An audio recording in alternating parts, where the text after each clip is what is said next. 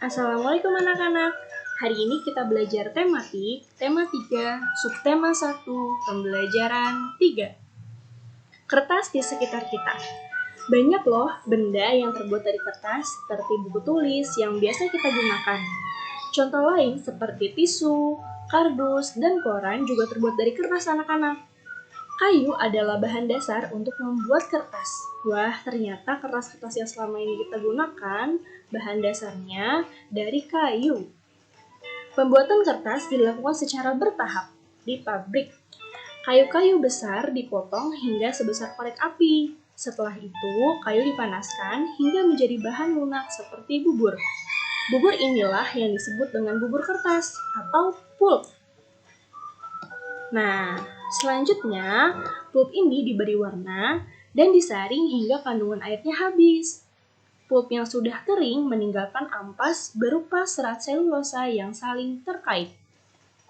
Kemudian, serat selulosa ini digiling hingga pipih menjadi seukuran kertas yang diinginkan. Nah, coba jika kalian menulis di atas kaca, apakah hasil tulisan kalian seperti di kertas?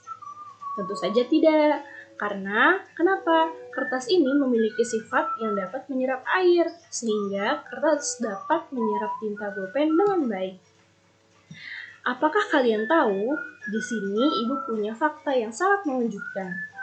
Sebuah fakta menunjukkan kalau kita menghemat 1 ton kertas, berarti kita menghemat 13 batang pohon besar. Wah, fakta yang luar biasa ya. Apakah yang bisa kita lakukan untuk menghemat kertas?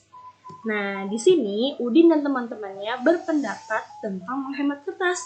Bagaimana pendapat Udin? Nah, pendapat Udin, setiap tahun ajaran baru, aku selalu minta ibu membeli buku tulis baru. Sekarang, aku akan menggunakan buku yang lama. Buku lama yang lamanya belum terpakai. Yang halamannya belum terpakai. Jika ingin terlihat seperti baru, ganti saja sampulnya. Nah, sedangkan temannya Udin berpendapat lain. Kalau aku akan memanfaatkan kertas yang masih dapat digunakan, misalnya menggunakan kertas di 2 sisinya. Dengan demikian, tidak menghabiskan kertas banyak. Wah, sangat menarik ya bukan? Ya, saya sendiri tidak dapat menghemat kertas sebanyak 1 ton katanya. Akan tetapi, bila setiap orang melakukan penghematan, pasti berton-ton kertas dapat dihemat. Asyik bukan? Nah, bagaimana kalau cara kalian untuk menghemat kertas? Lakukan dengan bijak ya, karena banyak sekali manfaatnya. Setelah itu, kertas dapat digunakan untuk menulis. Apakah kertas juga dapat digunakan untuk membuat alat musik? Ternyata tidak. Mengapa? Karena alat musik sebagian besar terbuat dari kayu. Contohnya seperti gendang, cara memainkannya diapakan? Dipukul. Kamu dapat bernyanyi diiringi gendang atau dengan bertepuk tangan. Oke, ini kita lewatkan ya. Nah, sini kita lanjut. Halaman 29.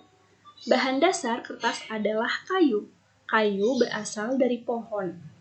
Perhatikan pohon-pohon yang dapat digunakan sebagai bahan dasar kertas. Di sini ada 3 jenis pohon. Yang pertama, pohon pinus. Yang kedua, pohon akasia. Yang ketiga, pohon jati. Nah, pohon manakah yang paling tinggi? Bagaimana caramu untuk mengukur tinggi suatu pohon? Nah, di sini ibu akan menjelaskan alat ukur panjang benda bermacam-macam. Kamu sudah mengenalnya di alat ukur pada pembelajaran sebelumnya.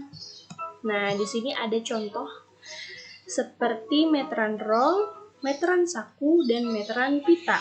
3 jenis alat ukur ini masing-masing punya manfaat yang berbeda-beda. Selanjutnya kita masuk pembelajaran 4. Plastik, solusi, dan masalah. Mengapa ya plastik dikatakan sebuah solusi dan masalah? Solusinya adalah plastik ini banyak sekali kegunaan dan manfaatnya. Namun, apakah kalian tahu, ternyata plastik ini menimbulkan masalah. Plastik ini membutuhkan waktu yang sangat lama untuk terurai secara alami, bisa sekitar puluhan dan bahkan ratusan tahun. Mengapa bisa demikian ya? Nah, perhatikan tabel berikut ini. Coba bandingkan waktu yang dibutuhkan plastik untuk terurai secara alami.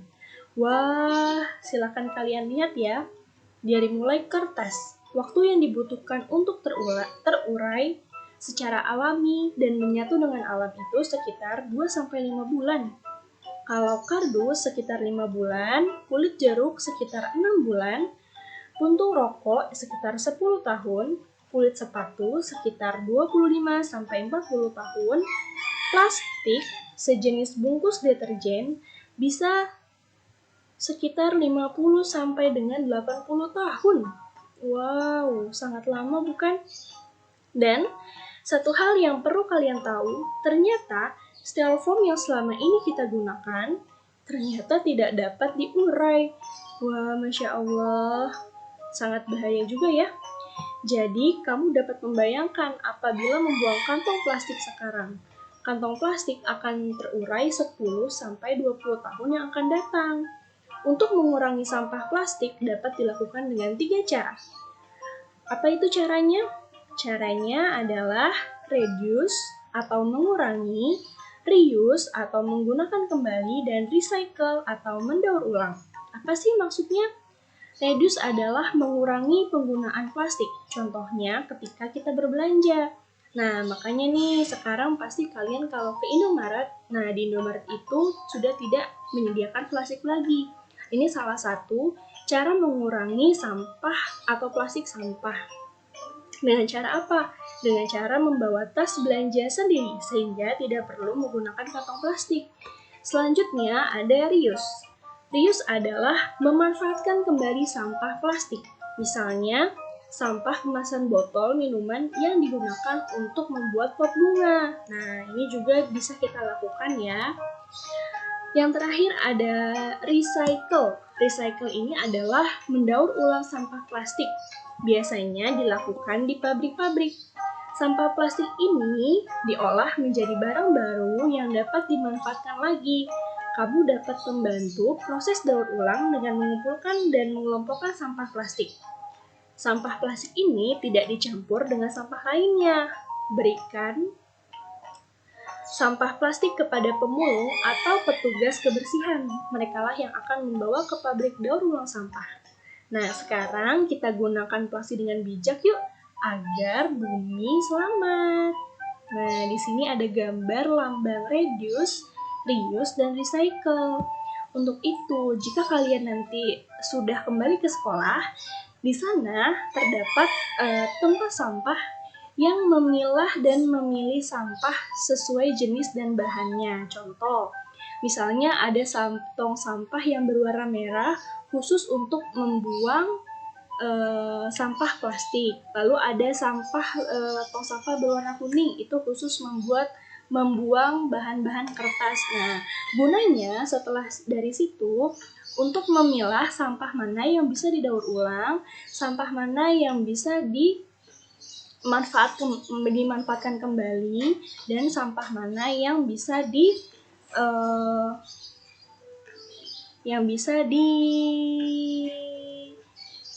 kembali. Contohnya misalnya dari berbagai jenis sampah plastik yang kita sering temui, ada banyak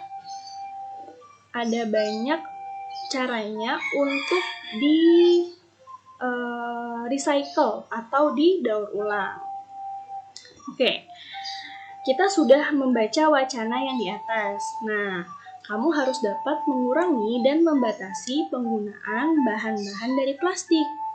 Untuk itu, nah di sini ada berdiskusi dengan teman. Oke, kita lewatkan dulu ya. Nah, bermusyawarahlah dengan seluruh teman di kelasmu. Musyawarah tentang cara mengurangi sampah plastik di sekolah. Nah, karena kita sekarang kondisinya sedang belajar di rumah, maka kalian bisa bermusyawarah dengan orang tua, kakak, atau atau ayah kalian. Bermusyawarah itu akan menghasilkan sesuatu atau misalnya kita sedang kebingungan nih, setelah bermusyawarah kita akan menemukan solusinya atau kita menentukan satu tujuan yang mufakat. Itu adalah tujuan dari musyawarah.